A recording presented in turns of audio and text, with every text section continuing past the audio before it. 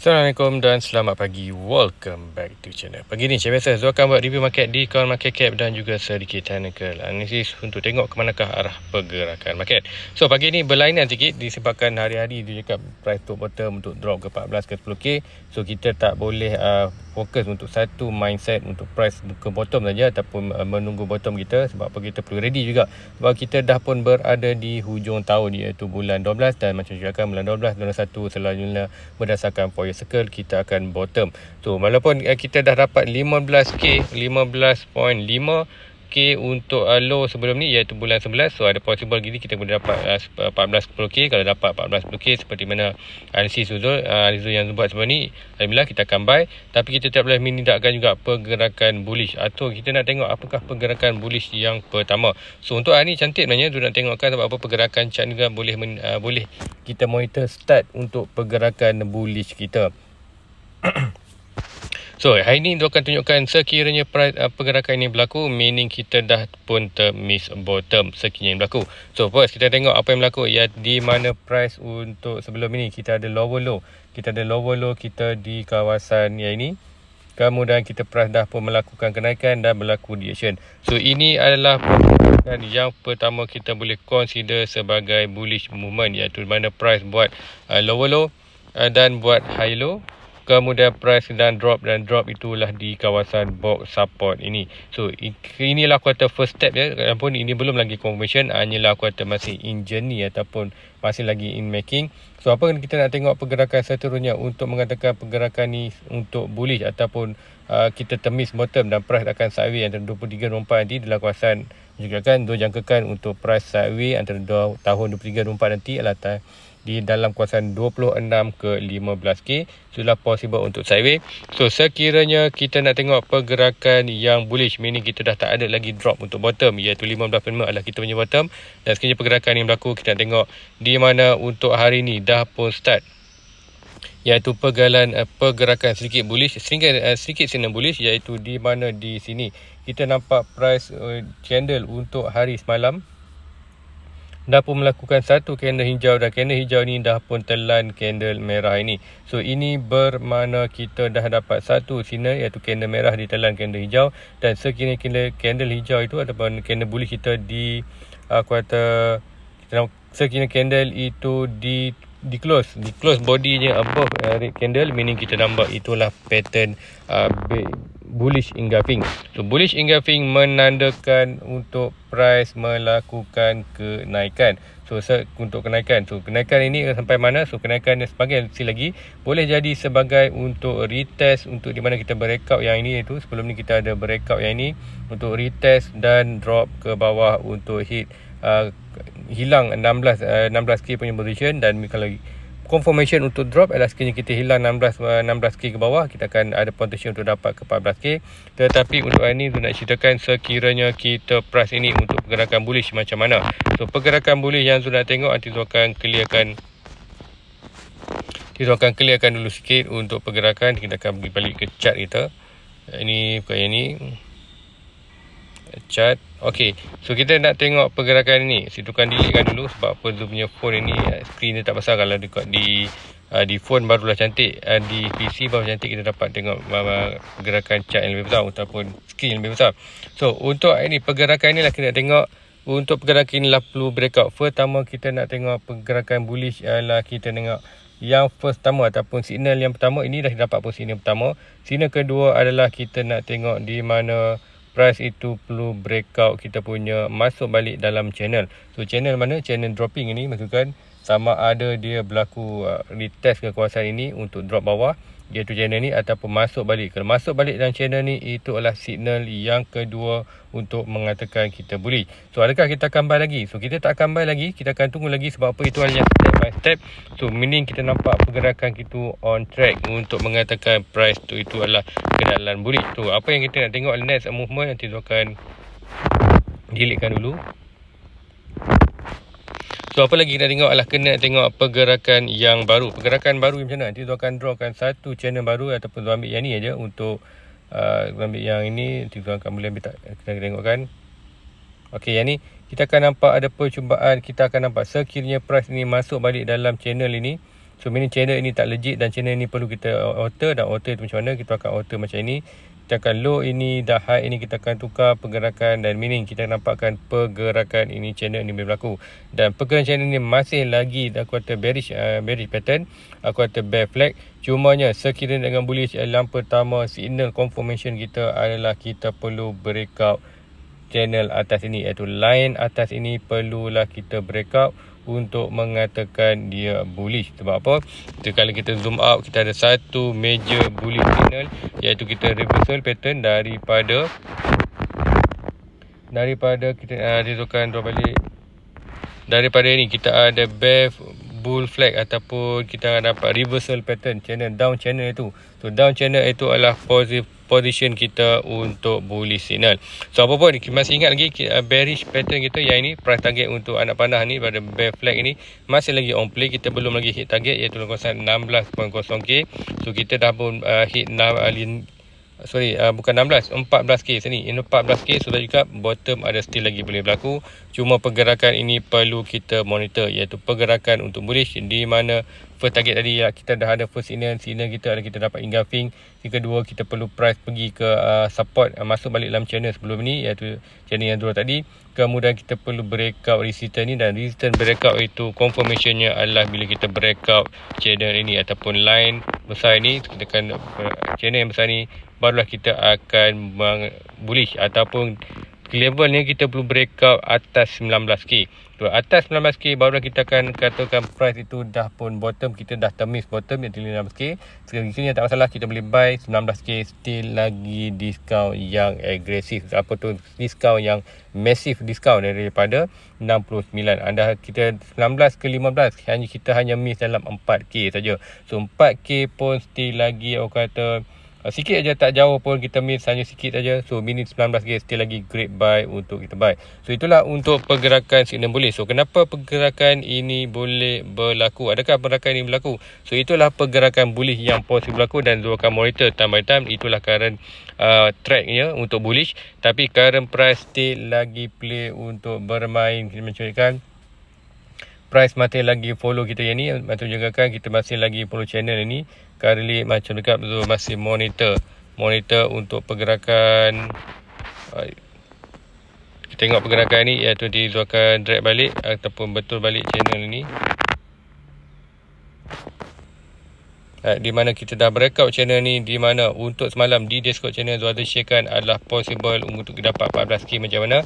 Ialah 14k untuk kita retest balik channel above di kawasan bawah resistance dan berlaku rejection, dan rejection itu adalah confirmation untuk kita pergi ke 16.0, dan loss position 16.0 adalah confirmation kita untuk pergi ke 14k. So hopefully itu berlaku bulan 1 dah habis pun, data bulan 1 dia ada 15 bulan 1 nanti.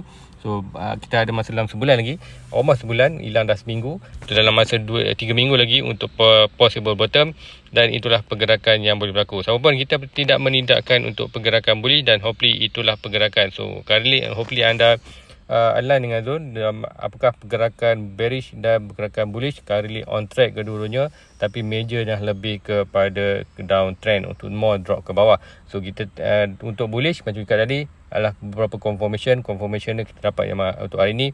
Sampai di support kita dapat signal bullish. So mungkin akan ada sedikit kenaikan kawasan resistance. Kawasan resistance ini dah penentu sama ada kita masuk balik untuk buat bullish signal ataupun kita drop untuk buat continuously price drop ke bawah. So kita akan tengok kat situ lah untuk Bitcoin. So untuk hari ni lagi pergi ruangan komen kejap. Di ruangan komen ada yang bertanya, ikutkan nanti tu akan pergi balik untuk di ruangan komen. Di ruangan komen segera ada yang bertanyakan mengenai, kita akan pergi balik untuk di ruangan komen. Okey, di ruangan komen semalam ada yang bertanya sebagai adakah untuk retest, dia naik dulu sebagai retest. So yes, boleh macam tadi, boleh possible untuk price naik sampai ke bawah resistance. Kemudian ada yang tanya kalau USDT bungkus apa jadi dengan aset kita. So ingat, USDT aset terpulang kepada, kalau anda pegang aset anda dalam USDT, anda akan effect, meaning anda akan loss value. Tapi kalau anda pegang Ethereum ke apa semua tu, dia akan hanya loss value, tapi projek itu mesti on lah. So tak ada masalah kalau USDT jatuh. Menjadikan kalau apa akan jadi kita apa yang jadi aset kita yang dah beli. Contoh Ethereum USDT. So ingat, Ethereum USDT adalah pair, adalah pertukaran. Jika anda nak USD, anda nak Ethereum, anda boleh buy guna USDT, anda USD Binance, boleh. Itu hanya aku kata alat untuk kita beli aset tu. Tapi sekiranya USDT bungkus, yang apa yang anda tak nak adalah anda tak nak pegang aset USDT. So kan untuk currently mencakapkan adalah better hold dalam fiat dulu, sebab apa, fiat pun dah makin tinggi. So yang better adalah anda holding dalam dolar.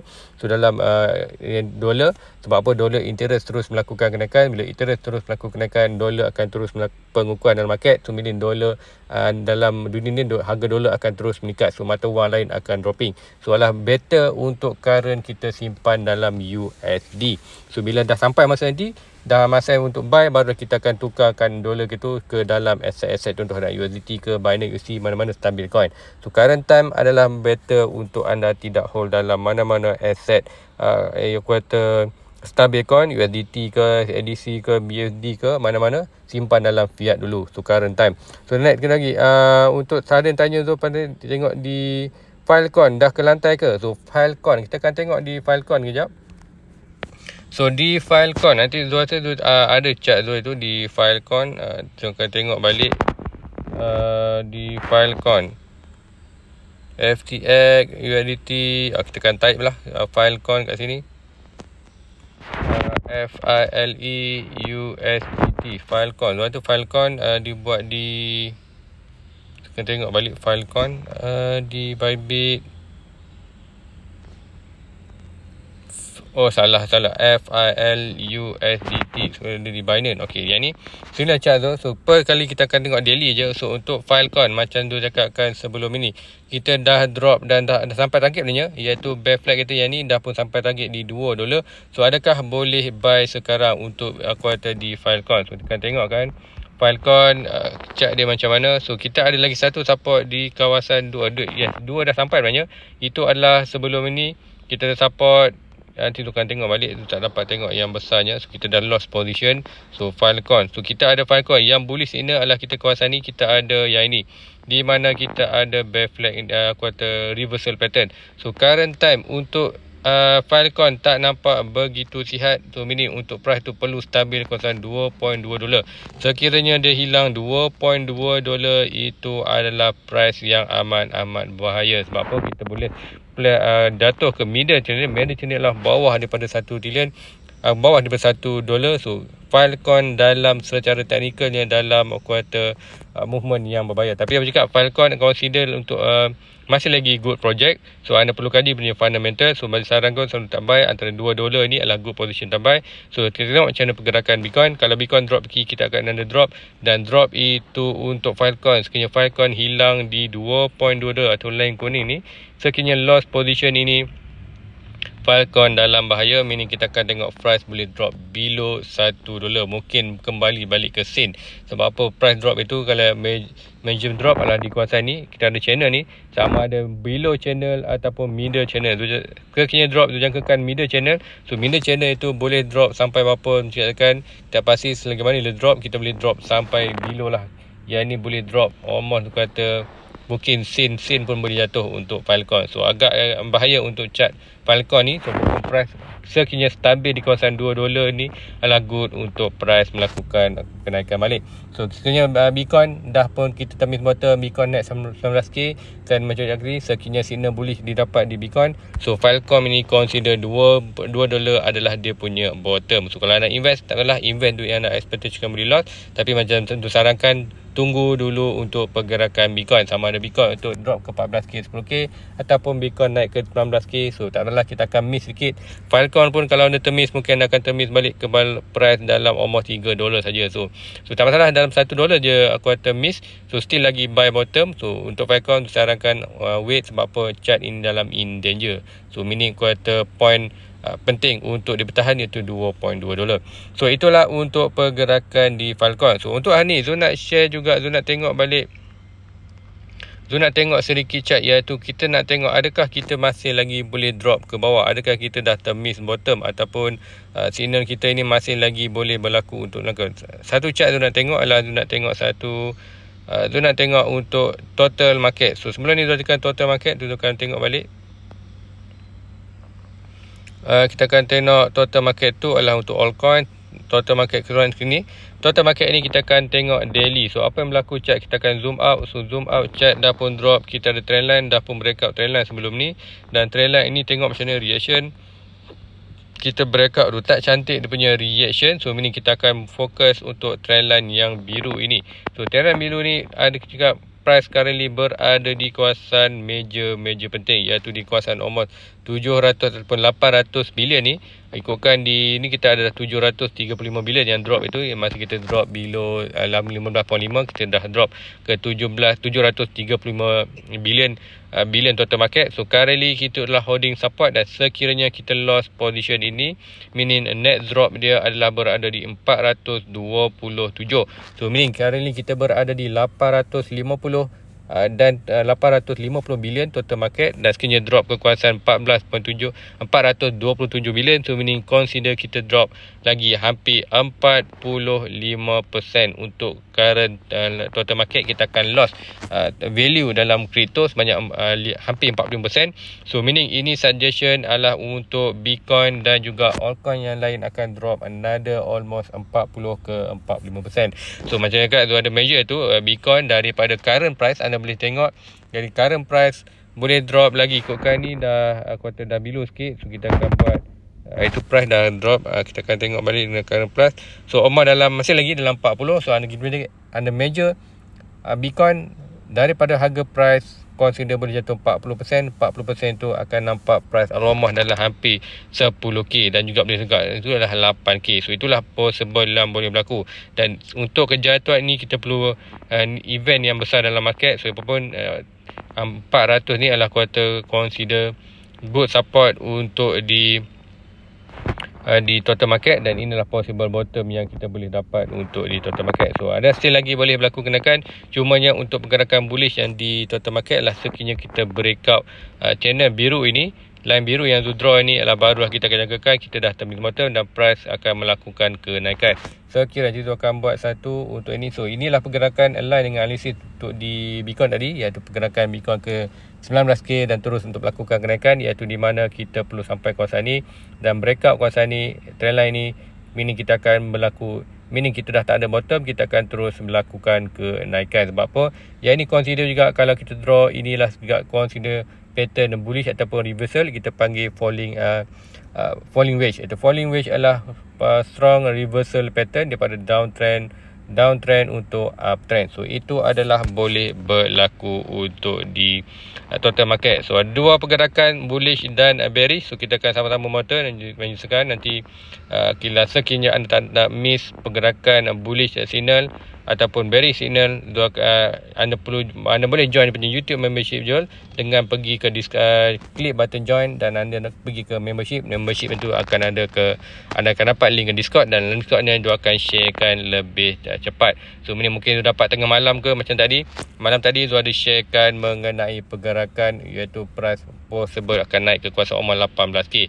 Cuma pagi ni Zul nak clearkan lagi, iaitu pergerakan untuk possible kita punya bullish untuk Bitcoin sampai ke kawasan, untuk Bitcoin akan possible boleh naik ke sampai almost 18k, dan sekiranya 18k tu apakah movement kita, adakah kita akan berlaku rejection ataupun kita akan berlaku kenaikan. Dan sekiranya berlaku kenaikan, apa yang berlaku, kita akan tengok ada pergerakan bullish ataupun tidak now adalah masanya untuk penentuan. Cuma hari ni candle possible kita akan nampak sikit bullish untuk at least price attack Bitcoin ke kawasan resistance ni lah 17.5 ke 18k, dan situlah penentuan ni sama ada berlaku rejection untuk drop ke 16k dan terus ke 14k, ataupun breakout board resistance ini dan price perlu pergi ke 19k untuk confirmation, di mana kita above 15k itu bermakna confirmation kita dah termiss bottom di kawasan 15.5k.